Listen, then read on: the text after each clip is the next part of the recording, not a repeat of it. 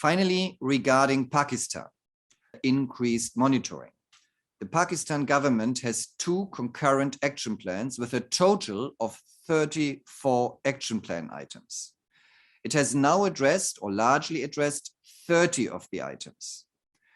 Its most recent action plan from June this year, which largely focused on money laundering deficiencies, was issued after FATF's regional partner APG, the Asian Pacific Group, identified a number of serious issues.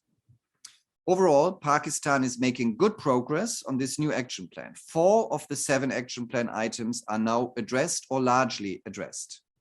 This includes showing that financial supervisors are conducting on-site and off-site checks on non-financial sector businesses and enacting legislative amendments to improve international cooperation. Regarding its earlier action plan, which focused on terrorist financing issues and dates back to June 2018, Pakistan is still assessed to have largely addressed 26 out of 27 items. Pakistan has taken a number of important steps, but needs to further demonstrate that investigations and prosecutions are being pursued against the senior leadership of UN-designated terror groups. All these changes are about helping authorities prevent terrorism, stop corruption, and prevent organized criminals from profiting from their crimes. I thank the Pakistani government for their continued strong commitment to this process.